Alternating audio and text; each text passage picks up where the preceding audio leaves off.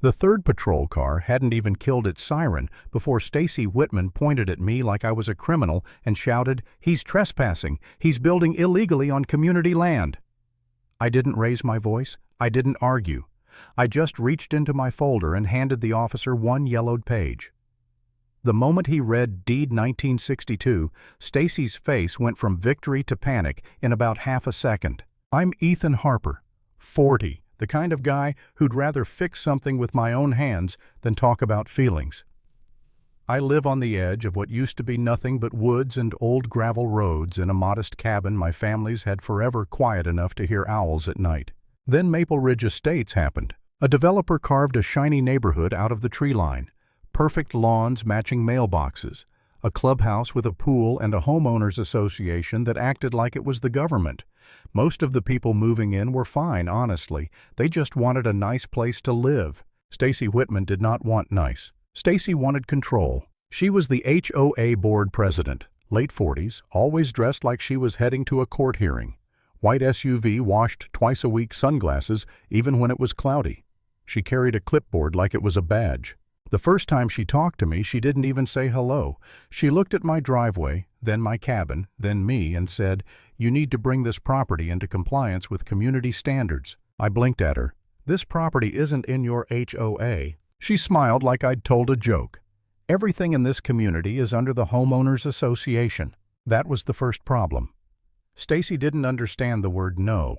The second problem was she didn't care. A week later, I started building a fence. Nothing wild, 6 feet cedar boards, clean lines, because I was tired of hearing pool parties echo through the trees and watching strangers wander near my yard like it was an extension of their jogging trail.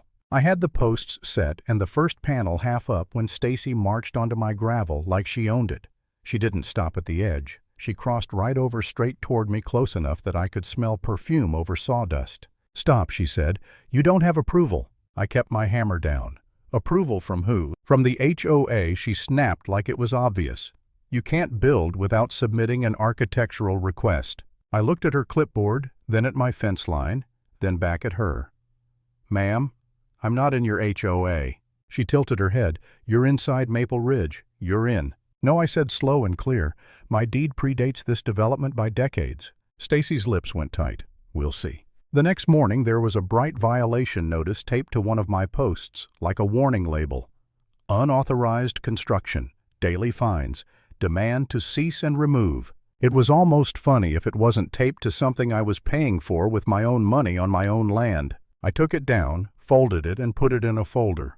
Because I knew something Stacy did in paper trails are louder than yelling. By lunchtime, she'd escalated. I was cutting boards when I heard tires crunching gravel, then a voice behind me, too loud, too confident. "Officer over here." I turned, and there she was, walking up with a uniformed police officer like she'd ordered him off a menu. Stacy pointed at my fence line like it was a crime scene. "He's trespassing," she said. "He's building on community property." He refused to comply with the homeowners association. The officer looked at me, then at my tools, then at Stacy. "Sir, can I ask you to step away from the construction?" I stepped back, hands open, calm. "Sure. Can I ask what the complaint is exactly?" Stacy cut in. "Illegal construction. He's not approved. He's not following the rules." I nodded slow like I was listening to weather reports. Then I said, "Officer, this parcel isn't part of Maple Ridge Estates. I'm not a member of their homeowners association." Stacy let out this sharp laugh.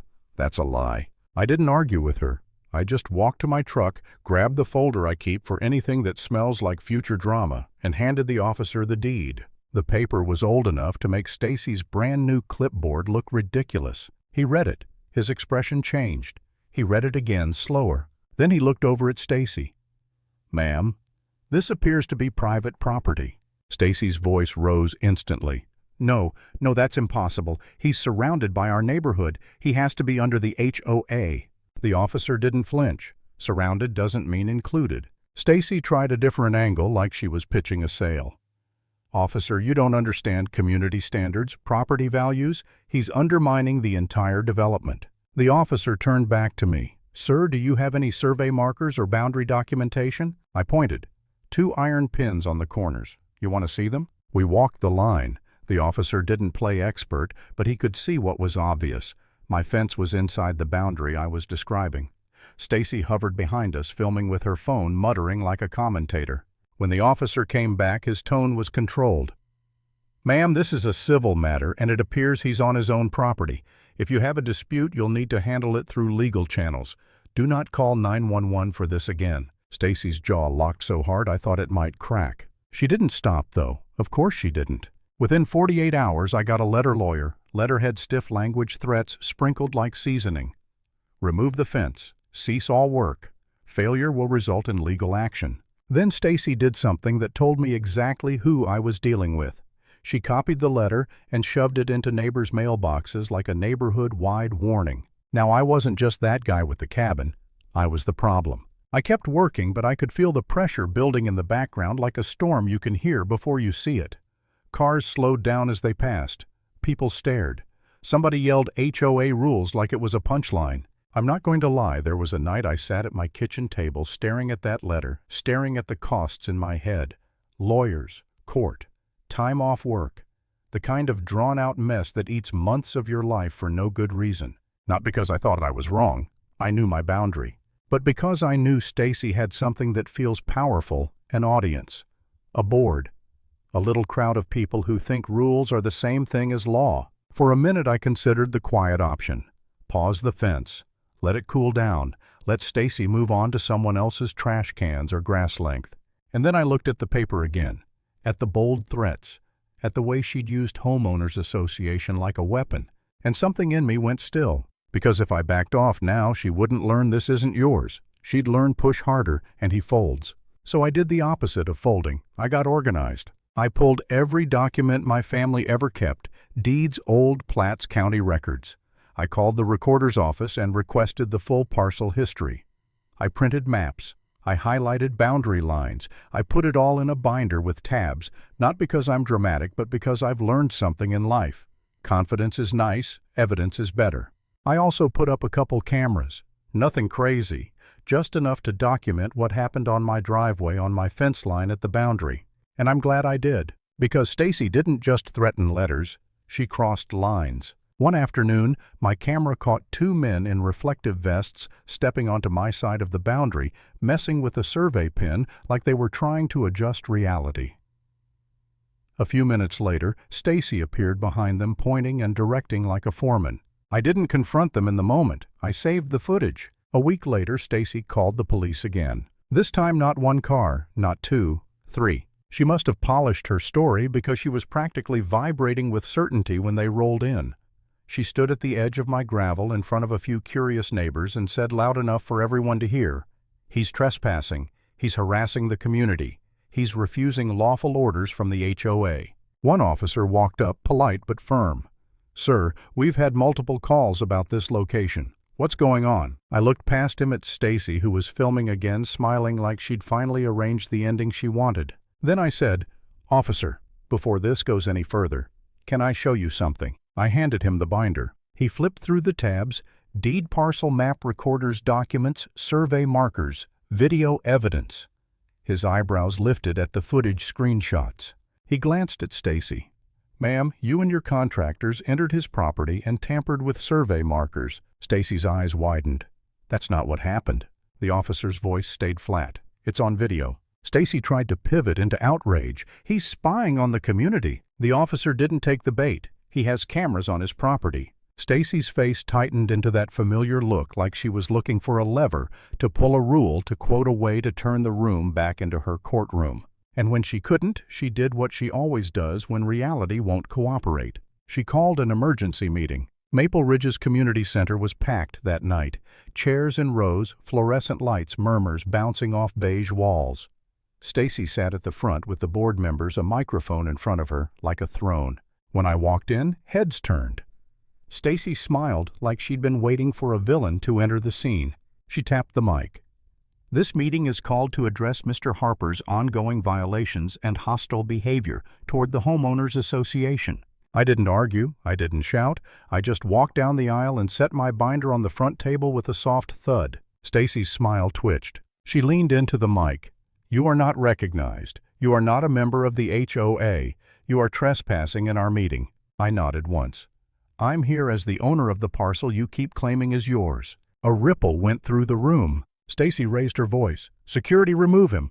And that's when the doors opened. A woman in a blazer walked in, my attorney Rachel Dawson, followed by a process server with an envelope. Behind them was a sheriff's deputy, not because I wanted a spectacle, but because Stacy had made a habit of turning every conversation into a confrontation. The process server walked straight to Stacy. "Stacy Whitman," he asked. Stacy froze. "What is this?" "You've been served," he said, calm, professional, like he was handing her a receipt. Stacy's voice went sharp. "This is harassment. This is intimidation." Rachel didn't raise her voice. She didn't need to. "It's a legal notice, and you'll want to read it." Stacy snatched the papers, eyes scanning, then widening. The room got quiet in that way people get when they realize the story they've been hearing has missing pages. Rachel nodded toward my binder. "We've provided documentation showing Mr. Harper's parcel is not part of Maple Ridge Estates, not under your homeowners association, and that your board has issued fines and enforcement actions without authority." Stacy snapped. "That's a lie." I opened the binder to the deed page and slid it forward so the front row could see. 1962, I said. This land was recorded before Maple Ridge existed on a blueprint. Stacy's hands shook, and for a second she looked less like a queen and more like someone caught breaking into the wrong house. She leaned into the mic, voice cracking into that familiar Karen energy panic. "He's trying to steal community land. He's manipulating documents." The deputy stepped closer. "Ma'am, lower your voice." Stacy ignored him and stood up so fast her chair scraped. "This meeting is over. You're all being misled." She reached for my binder like she was going to yank it away, like she could erase paper by grabbing it. The deputy stopped her hand in midair. "Do not do that." Stacy jerked back like she'd been burned. "Don't touch me." The deputy's voice stayed level, but the warning was real. Then, "Don't touch other people's property." The room was dead silent now. Even the people who loved the HOA rules weren't cheering, they were watching. Because this wasn't about grass length anymore, this was about power. Stacy's eyes darted around looking for backup, for applause, for anyone to validate the story she'd been selling. She didn't get it. One board member leaned toward the mic, hesitant. "Stacy, are we sure we have jurisdiction over his parcel?" Stacy whipped her head toward him like he'd betrayed her. And in that moment, you could feel it, her control slipping. Not because I yelled louder, but because the paperwork and the process and the calm, boring truth finally showed up in public. The deputy nodded toward the exit. "Ma'am, you've been served. This meeting is not a place to escalate. If you continue to interfere, we'll remove you." Stacy stood there breathing hard, clutching those papers like they were poison. Then she did the only thing she could do when she couldn't win. She stormed out. I didn't chase her. I didn't smile. I didn't celebrate. I just looked at the room and said steady and clear, "From now on, any HOA enforcement on my land is trespassing. If you want to talk, you talk through counsel." And I walked out the same way I walked in, quiet, grounded, still holding my boundary like it was a line you don't cross. Because the lesson is simple. Power isn't loud. Paperwork is.